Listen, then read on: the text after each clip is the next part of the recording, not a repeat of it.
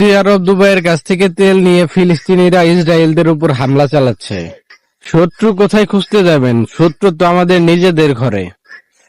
কাউরি কিছু বলতে হবে না। সৌদি আরব আর দুবাই যদি একটা কথা বলে, ইসরায়েলের আর সাহস হবে না সামনের দিকে একটা ধাপ আগাতে। তারা তো কোনো কথাই বলবে না, কারণ তাদের দরকার টাকা। ইসলাম ধ্বংস হয়ে গেলে তাদের কি যায় আসে? কারণ তারা তো ইসলাম নবীর দেশে জন্মগ্রহণ করেছেন, তারা এমনিতেই জান্নাতি। ভালো নেই ফিলিস্তিনিরা, গাজার ছোট ছোট বাচ্চারা আর নরনারীরা। আর তারা মজে আছে ছোট ছোট খেলাধুলা আর নরনারী নিয়ে। জেগে ওঠো হে মুসলমান, ফিলিস্তিনিদের পাশে দাঁড়াতে হবে। ইসলামকে বাঁচাতে হবে, ঘুমিয়ে থাকলে চলবে না।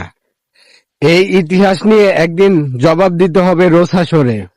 ইসলামকে বাঁচাতে গিয়ে শুধু ফিলিস্তিনিরাই যুদ্ধ করেছে, আর আমরা পুরো বিশ্বের মুসলমানরা তাকিয়ে তাকিয়ে শুধু তাদের মরে যাওয়া অত্যাচার হওয়া দেখেছি।